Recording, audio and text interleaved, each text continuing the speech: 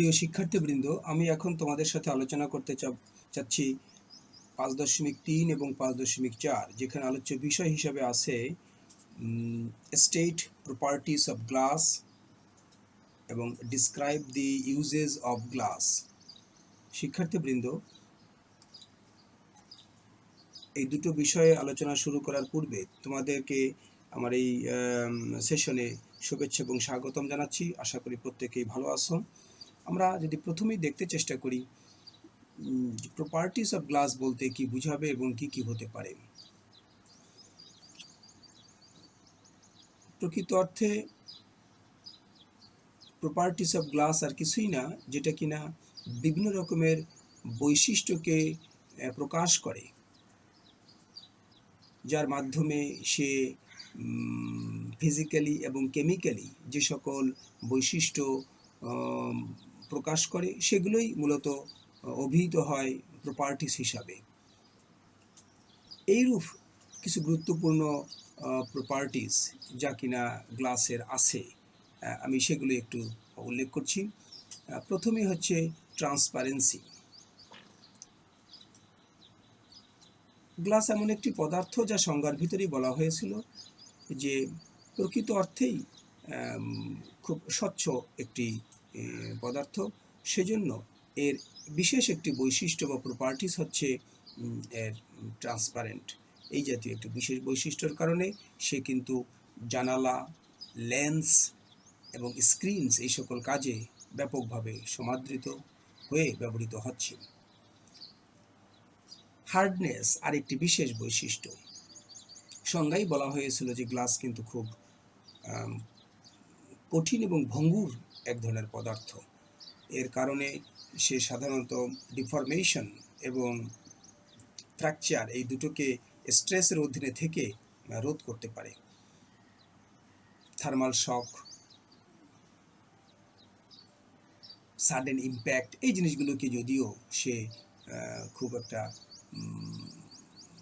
সে আমলে নেয় না, কিন্তু মূলত এই কারণেই তার একটি বিশেষ বৈশিষ্ট্য হচ্ছে হার্ডনেস। থার্মাল কন্ডাক্টিভিটি এবং ইলেকট্রিক্যাল কন্ডাক্টিভিটি এই দুটো বিশেষ বৈশিষ্ট্য, যার কারণে বিশেষ বিশেষ ক্ষেত্রে খুব ব্যাপকভাবে ব্যবহৃত হচ্ছে। গ্লাস এর এই তাপ পরিবহন ক্ষমতা এবং একই সাথে বিদ্যুৎ সঞ্চালন ক্ষমতা একেবারেই নিম্ন পর্যায়ের, যে কারণে সে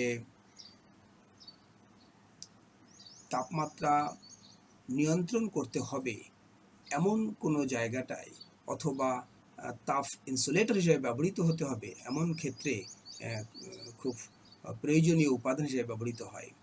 আবার একই সাথে বিদ্যুৎ কুপরিবাহী তার কারণে এটি শর্ট সার্কিট রোধে, ইলেকট্রিক শকস রোধে ইনসুলেটর হিসেবে এটি ব্যবহৃত হয়। কেমিক্যাল রেজিস্ট্যান্স, খেয়াল করে দেখো, রাসায়নিকভাবে সে খুব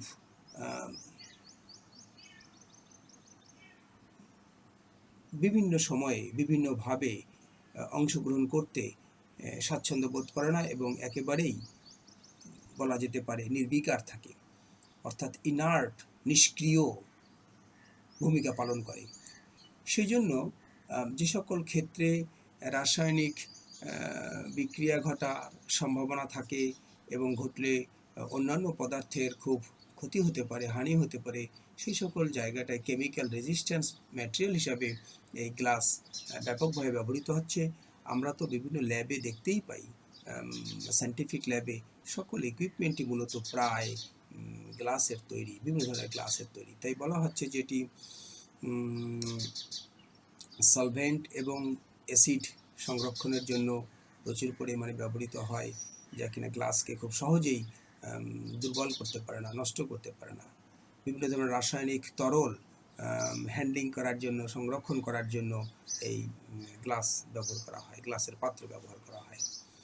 রিসাইক্লেবিলিটি আরেকটি বিশেষ এর বৈশিষ্ট্য বা ধর্ম আমরা বলতে পারি, কারণ কি একটি পদার্থ তৈরি করা হলো নানাবিধ উপাদান সহযোগে, কিন্তু সেটি আর ডিগ্রেড করা যাচ্ছে না, সেটি পুনরায় ব্যবহার উপযোগিতা থাকে না, এরকমভাবে যদি পরিবেশে চলে আসে তা অনেক ক্ষেত্রেই সেটি ক্ষতিকর কারণ হতে পারে, দুশ্চিন্তার কারণ হতে পারে নানাবিধভাবে। সেই কারণে গ্লাস হচ্ছে এমন একটি পদার্থ যাকে পুনরায় আমরা আবার প্রক্রিয়ার মধ্য দিয়ে নতুন রূপে, নতুন ব্যবহারযোগ্য পদার্থ হিসেবে তৈরি করতে পারি। 100% রিসাইকেলেবল হচ্ছে গ্লাস। সে কারণে এই গ্লাস পরিবেশ বান্ধব পদার্থ হিসেবে অভিহিত হয়। প্রিয় শিক্ষার্থীবৃন্দ, আমরা এখন দেখতে চেষ্টা করি গ্লাসের ব্যবহার, ইউজেস অফ গ্লাস।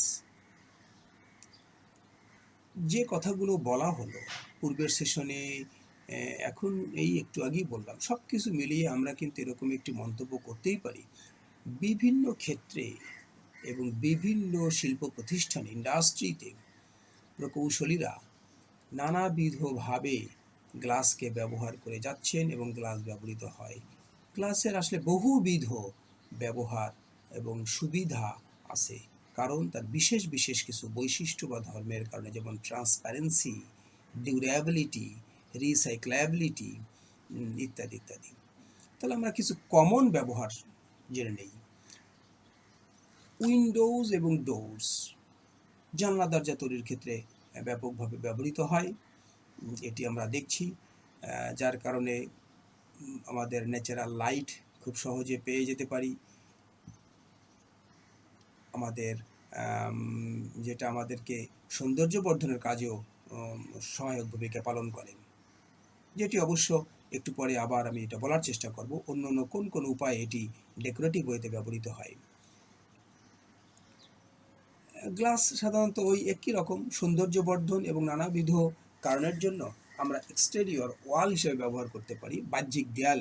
যেমন আমরা অনেক ক্ষেত্রেই বিভিন্ন জায়গায় গ্লাসের বহিরাবরণ দিয়ে থাকি, যে ক্ষেত্রে ইট বা অন্যান্য পদার্থ দিয়ে আমরা বাইরের দেয়াল তৈরি করতে পারতাম, সেখানে গ্লাসের ওয়াল তৈরি করি আমরা। আমরা বিভিন্ন বিভিন্ন বড় বড় হাই রাইজ বিল্ডিংয়ে আমরা সেই জিনিসগুলো একটু খেয়াল করলেই দেখতে পারবো। যার কারণে ওই একটু আগেই যেরকম বলছিলাম, ন্যাচারাল লাইটকে সে প্রবেশ করার সুযোগ দেয়, তাহলে এনার্জি কনজাম্পশন কমিয়ে দেয়, সৌন্দর্য বাড়িয়ে দেয়, হিট এবং লাইটের একটি ভারসাম্য রাখার সে চেষ্টা করে।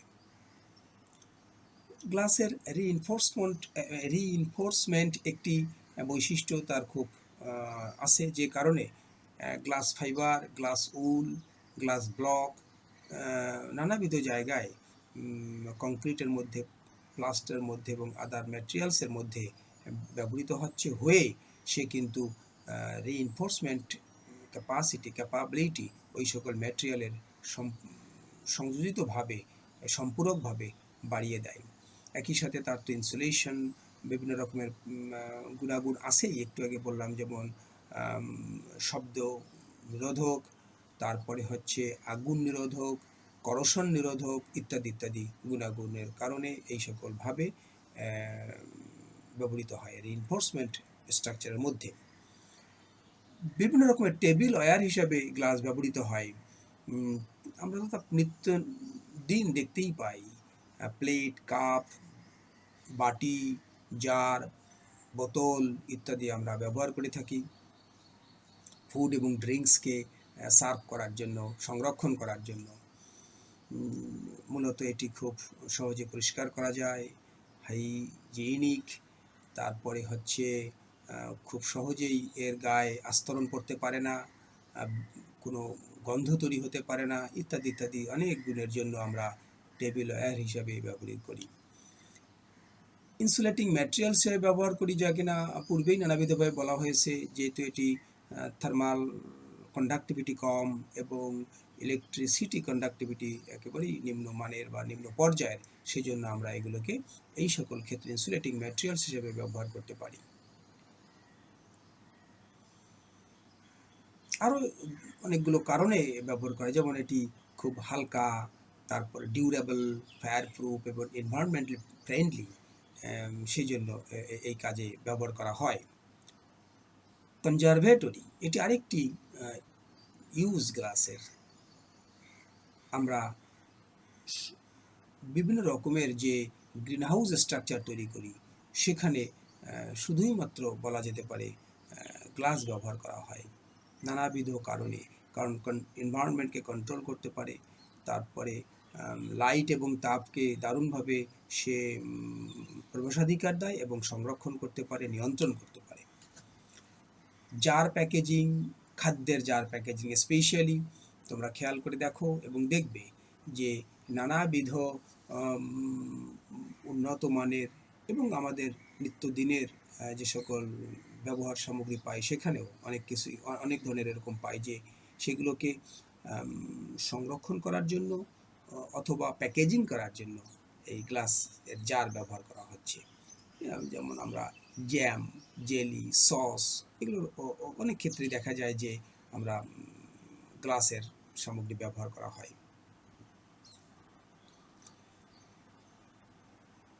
পানীয় বোতল, একটু আগেই বলছিলাম আমরা যেরকম করে টেবিলওয়্যারের ক্ষেত্রে, ঠিক সে নতুন করে যে বলতে যে ব্যাপক বিভিন্ন ধরনের বটলস তৈরি করা হয় যা কিনা আমরা পানের ক্ষেত্রে ব্যবহার করি, অর্থাৎ তরল পদার্থ যখন আমরা গ্রহণ করতে চাই তখন তার পাত্র হিসেবে ব্যবহার করি, যেমন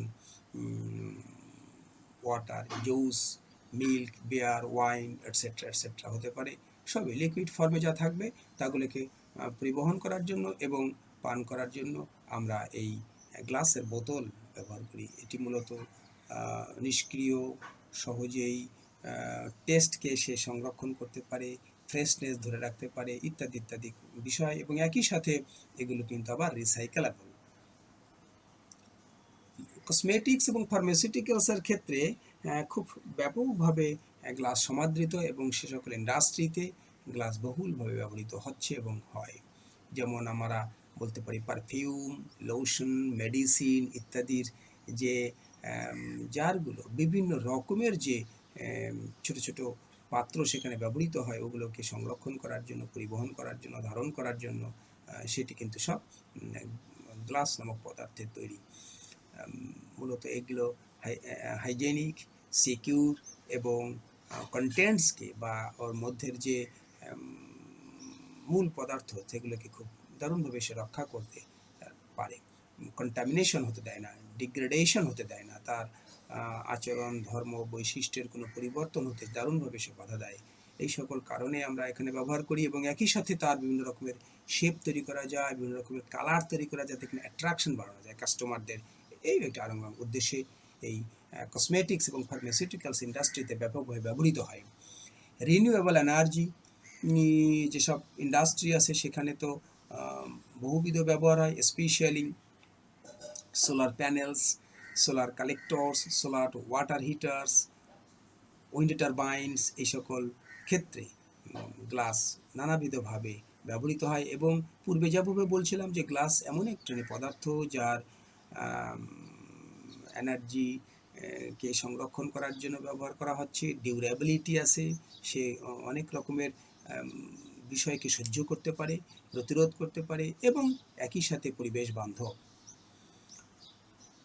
পূর্বেই যেমন বলছিলাম খানিকটা সে আঙ্গিকে যে ইন্টেরিয়র ডিজাইন এবং ফার্নিচারের ক্ষেত্রে গ্লাস দারুণভাবে সমাদৃত, সৌন্দর্য বর্ধনের ক্ষেত্রে, আধুনিকায়নের জন্য,